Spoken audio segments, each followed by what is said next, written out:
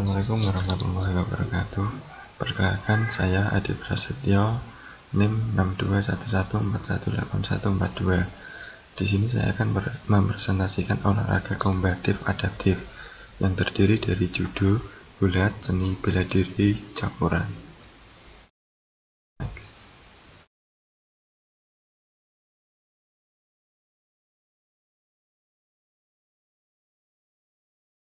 Sejarah olahraga pertempuran.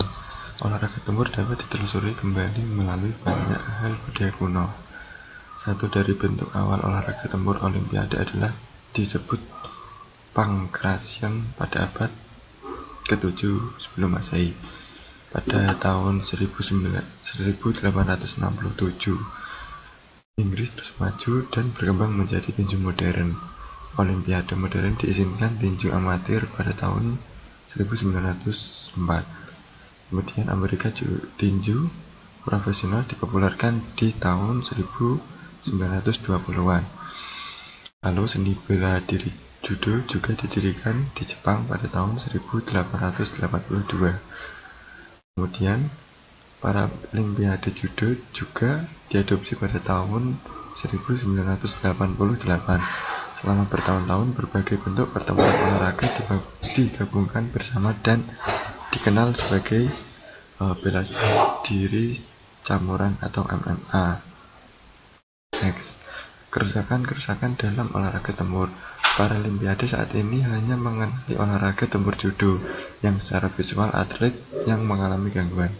Beberapa acara regional sedang diadakan untuk atlet yang defisiensi ekstremitas atas dan bawah karena kelainan bentuk tungkai bawaan, amputasi, gangguan neuromuskuler, gangguan penglihatan atau pendengaran, atau gangguan intelektual. Kemudian klasifikasi aturan. Olahraga tempur cenderung dilakukan 1 lawan 1. Kemudian atlet dicocokkan dengan beratnya. Ada sebuah pemisahan antara kompetensi amatir dan profesional. Kemudian aturan dan peraturan tinju terpadu dan MMA didefinisikan dengan baik oleh Asosiasi dari Boxing Commission dan UFC. Next. Paralimpiade judo kelas berat pria dan wanita. Lebih dari 60 kg ekstra ringan. Kemudian lebih dari 100 kg itu kelas berat. Kemudian untuk wanita kurang dari 48 kg ekstra ringan. Kemudian lebih dari 70 kg kelas berat. Next. ABC aturan terpadu tinju. Dapat dilihat ini ada 12 poin pada aturannya. Yang pertama, setiap putaran terdiri dari 3 menit durasi dan wasit adalah satu-satunya wasit pertandingan. 3. Semua pertandingan akan dievaluasi dan diberi skor oleh hakim. Dan yang keempat, sistem 10 poin harus menjadi standar sistem penilaian pertandingan. 5. 8 hitungan wajib setelah knockdown.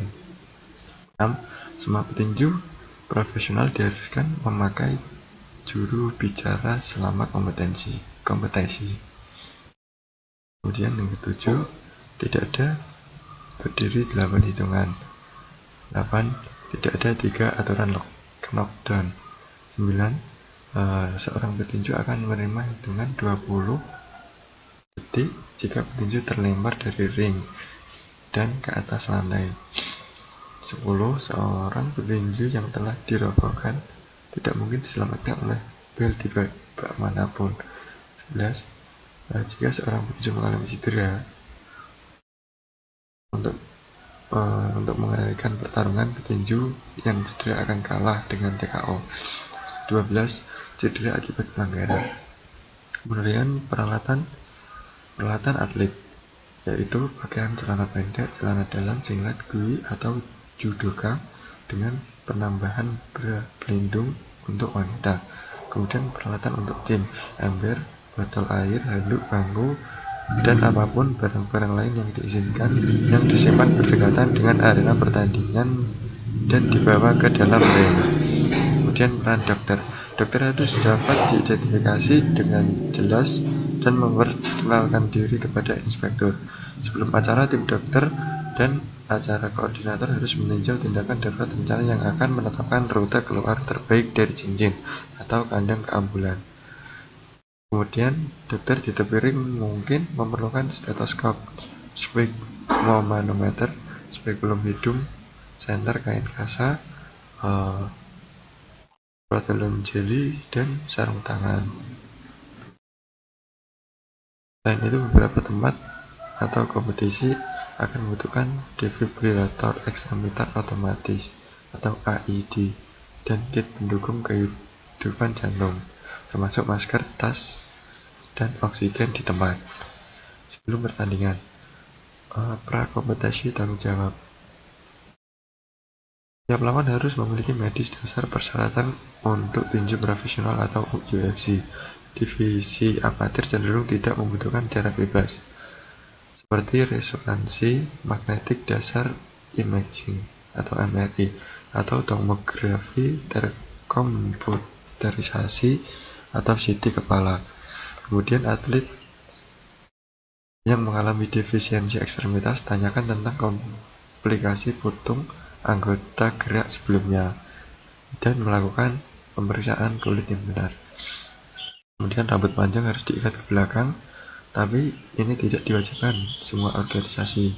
Kacamata, gigi kawat gigi, dan implan payudara tidak diizinkan.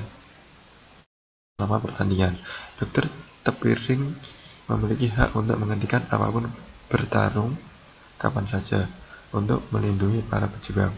Kekuatan ini harus digunakan dengan hati-hati karena pejuang pasti akan terluka beberapa derajat.